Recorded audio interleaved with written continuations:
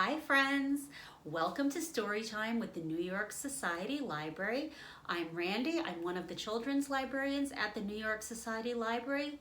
And while we can't gather at the library for Storytime, I'm bringing it from my home into your home. So please join me in our welcome song where we clap and we tap our laps and we sing bread and butter and we say hello in many different ways. Bread and butter, marmalade and jam. Let's say hello as loud as we can. Hello! Bread and butter, marmalade and jam. Let's say hello as quietly as we can. Hello! Bread and butter, marmalade and jam. Let's say hello as fast as we can. Hello! Bread and butter, marmalade and jam. Let's say hello as slowly as we can. Hello. Bread and butter, marmalade and jam. Let's say hello as high as we can. Hello. Bread and butter, marmalade and jam. Let's say hello as low as you can. Hello. And finally, bread and butter, marmalade and jam. Let's say hello as nicely as you can. Hello. Thank you so much for joining me at Storytime today. As I'm reading this story today, it is National Library Week. It is a time to share our love for libraries, and especially for the New York Society Library. And now is an especially good time for me to remind you that the New York Society Library is open for you to come and borrow books. We are also providing book bundle service. Send us an email and we will hand pick a batch of books for young readers. Since it is National Library Week, we are going to sing some songs about reading books, and we are going to read a book about a visit to the library. Before we read our story, we are going to sing a song about how reading a book can take you anywhere. It goes like this. Read, read, read a book, travel anywhere. Worldwide you decide, a book will take you there. Read, read, read a book, beginning to the end. What a way to spend the day, a book's a special friend. Let's sing that one more time. Maybe this time you can join with me. And I'll include these words in the description to the YouTube story time so that you can learn them at home as well. So here it is. Read, read, read a book, travel anywhere. Worldwide you decide, a book will take you there. Read, read, read a book, beginning to the end.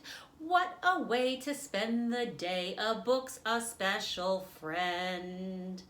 Wonderful. So now, today we are going to read this story. It is called A Book for Escargot. And this is Escargot. He is the main character of the book. The story is written by Dashka Slater.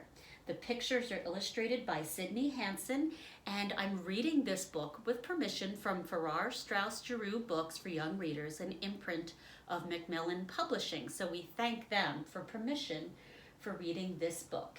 And we are going to find out why Escargot wants to visit the library and what happens during the visit. And Escargot, this is not the first time Escargot has appeared in a book. This is the second book.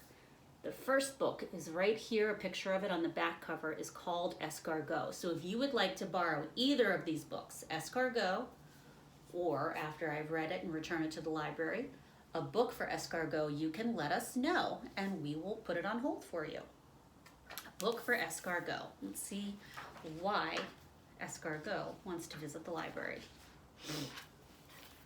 And there's a bit of French in here and I might need your help with some parts. Okay, glasses on, reading begins. Bonjour, I see you are reading a book. I will try not to distract you. It can be distracting to have a very beautiful French snail staring at you while you read.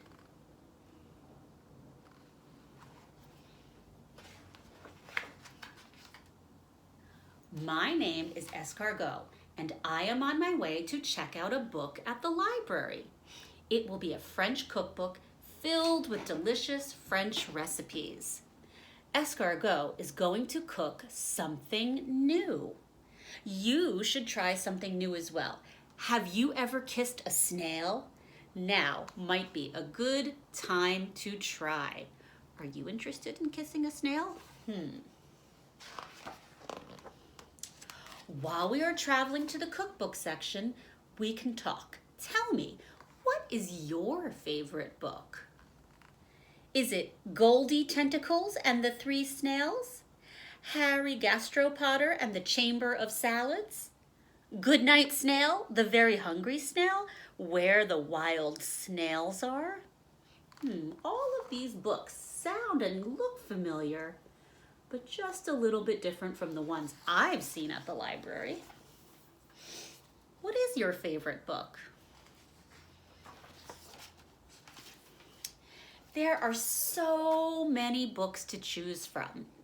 Books about dog superheroes and guinea pig detectives and flamingo astronauts and halibut firefighters, all having exciting adventures. But I must tell you something sad about these books. So sad, you might cry. I am crying just thinking about it. Will you wipe my eyes for me and also my nose? It's okay to use your sleeve. Oh dear, I'm just gonna dab your nose a little bit.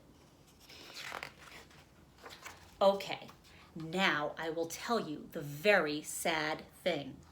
Not one of these books is about a daring snail hero who saves the day.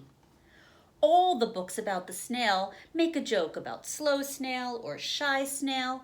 I am not laughing at this joke. And here are all the titles that Escargot is referring to. Dale, the daring, dashing, delightful dog. Fred, the fantastic, fearless, flying flamingo. Hugh, the highly handsome hero halibut. Greg, the gorgeous, grateful, gregarious guinea pig. And at the bottom, Sal, the slimy, shy, sad snail. You do not look like a laughing at snails person. You look like a clever person who reads serious books about handsome animals. You probably know many fancy words. With these fancy words, you could write a sentence extraordinaire like, the gallant gastropod gallivants to the rescue, which is another way of saying the daring snail hero saves the day. Tell me, have you ever written a book? You should try it. Do not worry, Escargot will help you. It is just like cooking from a recipe. Add the ingredients, mix them together, and voila, a perfect story. You must begin by introducing the main character. Once upon a time, there was a very beautiful French snail hero. If you want, you can add some details about my most beautiful parts, like my shiny brown shell, or my translucent tentacles, or my chic outfit. Oh la la, you might need to get more paper. But perhaps you think, the main character of a story must have a problem, Escargot. You are so handsome, suave, and smart. What problem could you possibly have? I will tell you. Always. I eat salad with a few croutons and a light vinaigrette. It is magnifique. But one day I wake up and I have a strange feeling. I am bored of eating salad. And here's the story continued. And so the gallant gastropod gallivanted off to find a recipe for something new to eat. So that's why Escargot is visiting the library. Maybe I will learn to cook a green bean or a souffle or a ratatouille. Anything could happen when you have a daring snail hero like Escargot. But perhaps you think, I cannot wait to find out what you will cook, Escargot. Let us get to the cookbook right away. Manon, it cannot be so easy. First, the daring French snail hero must overcome an obstacle like this one, for example. So there's the cookbook, The Art of French Cooking, and look at where Escargot is, way up high on top of a pile of books. How is he going to get to the cookbook? Escargot is very far above the cookbook. The cookbook is very far below Escargot, but a daring French snail hero is not afraid of heights. A daring French snail hero can overcome this obstacle by flying. Can snails fly? Let's see. You don't believe that Escargot can fly? Count to 3 and I will show you. Are you ready to count with me? 1, 2, 3. Let's see. Oh, that was too fast. I wasn't ready. He's just on to the second book there. Maybe you should count in French. And that's un, deux, trois. Can you count to 3 in French with me? Un, deux, trois. Oh, still too fast. I think maybe I need a little push. So here we go. We're going to give Escargot a little nudge. Boom. And oh boy, there he is. Did you see me fly? I was like an eagle. I just had a little trouble with the landing. But that does not matter because I have arrived at the cookbook and now we will have the resolution of the story. This is the happy part at the end where the daring French snail hero solves his problem of being bored with salad by using the cookbook to make a delicious feast. Bon appetit, and that means enjoy your meal. Let's see what recipe Escargot finds since he doesn't want to eat salad anymore. Oh dear. I don't know if anyone can read this up here with me, but the title of this recipe is Escargot. This is not the right cookbook. This cookbook is not about cooking food for escargot. This cookbook is about cooking escargot for food. The ingredients, garlic, butter, and me. What if a French chef comes to the library to check out this book? He will cook escargot for dinner. Or you must tell the chef to choose a recipe for French toast, or French bread, or French fries, but not beautiful French snail. Also, could you cover me with your hand so he cannot see me? Oh, Escargot looks very worried. Escargot does not want to be dinner. Escargot wants to eat dinner. While I am inside my shell, not hiding, but more like having a private moment, you can continue writing. So let's think about Escargot's story. I will start the sentence and you can finish it. Escargot, the daring French snail hero, was not eaten by the French chef because...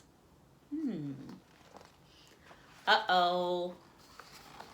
What happened to the cookbook? Escargot might have eaten the cookbook. I do not think I will be learning how to cook the green bean or the ratatouille or the souffle. But on the other hand, nobody will be learning to cook me. Most of that recipe was eaten.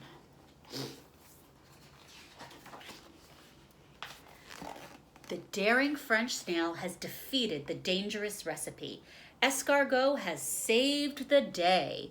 This book we have written, it is magnifique. And do you know how it ends? With a kiss. Mwah! The end. So in the end, Escargot found a book, but I guess Escargot ended up eating that book, even though it was a library book. So that is A Book for Escargot by Dashka Slater and Sydney Hansen. And I thought it was a fun one to share for Library Week. Now, before we move on to a craft that I thought might be fun, that goes kind of with the book, we're going to sing another song about reading. And this story is If You're Happy and You Know It. So there are a couple of things we can do about a story and if you're happy and you know it. So it goes like this. If you're happy and you know it, read a book, read a book. If you're happy and you know it, read a book, read a book. If you're happy and you know it and you really want to show it, if you're happy and you know it, read a book, read a book. And now the next verse is going to lead us into our craft. If you're happy and you know it, write a book, write a book. If you're happy and you know it, write a book, write a book. If you're happy and you know it and you really want to show it, if you're happy and you know it, write a book, write a book. Yay! All right, so that is what we're going to do today. We might not do it all at the same time right now while we're on the story time, but I wanted to show you something that you could do. Escargot inspired me. He made me think, let's write our own books. And you could write Escargot's story if you want. You could write about Escargot's brave hero adventures, or you could make up your own story. You are the storyteller today. And the way we can make a book is we can take some plain pieces of paper, ask your grown-up for some paper and maybe a bit of help, and you can fold that paper in half. And that can be a little bit tricky to do, but you want to make the two sides meet, the two ends of the paper, and then you can squeeze it together to make your own book. And that can be your book. And you can start with a cover right there, and then you have several pages inside that you can draw and tell your story. Maybe some of you can write your own words, or maybe you can get the help of a grown-up to write words for you. But you can also tell your story in pictures. And I would love to see the stories that you create. You can email me pictures of your stories at the library at children@nysoclib.org. I would love to do that. So you can do that. And then if you want to get a bit fancy, you can take a separate piece of paper, a colored piece of paper, and fold it to make a book cover. And then you can have your story inside, just like Escargot has a special cover. And then take whatever writing and drawing supplies you have at home. It could be a pencil, it could be crayons, it could be colored pencils or markers, and tell your story, because you are a storyteller too, and I would love to see those stories at the library. So that is all we have for today's story time before we say goodbye. And we'll sing Bread and Butter and say goodbye in many different ways. And again, it is National Library Week, and I hope that you will share your love of libraries with everyone that you know, and come and visit the library to come and get new books to read at home. We are open, and we would welcome your short visit to the library. All right, folks, let's sing goodbye, and I'll see you next time. Bread and butter, marmalade and jam. Let's say goodbye as loud as you can. Goodbye! Bread and butter, marmalade and jam. Let's say goodbye as quietly as you can. Goodbye. Bread and butter, marmalade and jam. Let's say goodbye as fast as you can. Goodbye. Bread and butter, marmalade and jam. Let's say goodbye as slowly as you can. Goodbye. Bread and butter, marmalade and jam. Let's say goodbye as high as you can. Goodbye. Bread and butter, marmalade and jam. Let's say goodbye as low as you can. Goodbye. And finally, bread and butter, marmalade and jam. Let's say goodbye as nicely as you can. Goodbye. Thanks for joining me, friends. See you next time. Happy National Library Week.